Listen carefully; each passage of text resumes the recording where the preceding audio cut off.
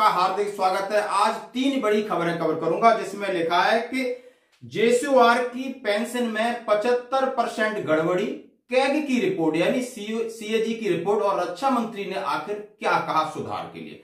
दूसरी बात कहूंगा दोस्तों कि डीए और डीआर पर क्या है अभी लेटेस्ट अपडेट और ओआरओपी के ऊपर सैनिकों की एकजुटता दिलाएगी न्याय।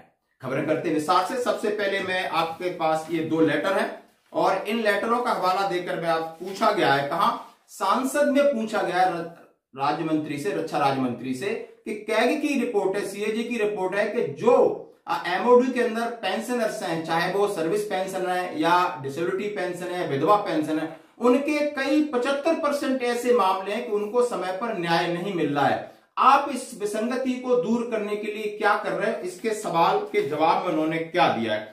उन्होंने कहा है, रक्षा मंत्री का क्या जवाब था कि पीसीडीए में सुधार की सतत प्रक्रिया जारी है। कई लेटरों का हवाला देती उन्होंने कहा है कि 1/12/2021 और 11/5/2022 के तहत प्रणाली की जो कमियां हैं उसके सुधार के लिए हमने सीपीपीसी को आदेश दिए, बैंक को आदेश दिए और पीसीडीए को ये सारे आदेश अवगत करा दिया है।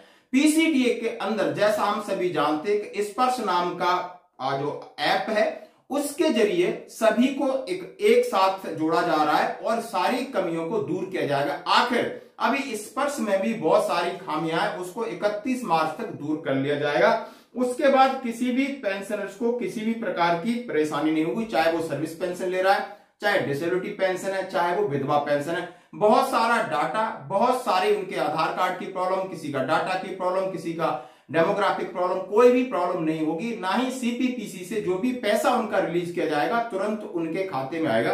इसके बारे में रक्षा राज्य मंत्री श्री अजय भट्ट ने अपना लिखित में जवाब दिया। उनसे प्रश्नकाल के दौरान लोकसभा में प्रश्न नंबर 2918 कुंवर दानिश अली ने यह सवाल पूछा था कि पेंशन संवितरण में संचरण त्रुटियां, उन्होंने कहा कि क्या सरकार ने रक्षा सेवाओं पर कैग की रिपोर्ट है 75% पेंशन संवितरण में उजागर कई संचरण त्रुटियों का संज्ञान लिया है। इसका जवाब उन्होंने इस प्रकार से दिया। दोस्तों दूसरी बड़ी बात कहते हैं कि डीए डीआर पर आखिर सरकार क्यों नहीं कर रही घोषणा, क्या है इसके लिए। जब मैंने इसको देखा कि कल यानी शाम को 6 बजे कैबिनेट की मीटिंग हुई थी 18 तारीख को और उसमें इस मामले को संज्ञान में लिया गया लेकिन इसकी घोषणा नहीं हुई।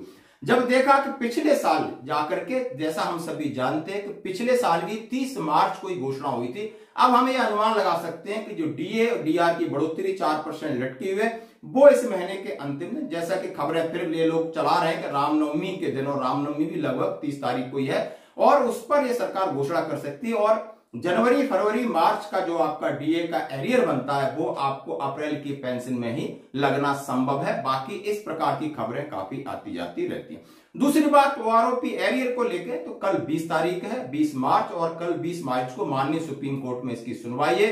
क्या आगे मिलने वाला, जो कि एक इंस्टॉलमेंट मिल चुका है, तीनों इंस्टॉलमेंट के ऊपर क्या फैसला लेता है, क्या सरकार अपना नोटिफिकेशन वापस लेगी या सरकार दोबारा जारी करेगी। सुप्रीम कोर्ट और सरकार के जो सेलेक्टर जनरल है उनकी बहस के बाद कल निर्णय आएगा। दूसरी बात कहते हैं कि ओआरओपी पर सैनिकों की एकजुटता का असर अब दिखने लगा है। दोस्तों ये बात बिल्कुल सही है। बहुत सारे ऐसे वीडियो वायरल हो रहे हैं जिसमें कहा गया है कि भाई नहीं, इसको आपने कंट्रीब्यूट करिए। बहुत हमारे जवान है, 1 महीने से जंतर मंतर पर बैठे हैं, बीच बीच में बड़ी बड़ी रैली भी होती है, बीच में और कई संगठन जाकर अपनी उपस्थिति दर्ज करा रहे हैं।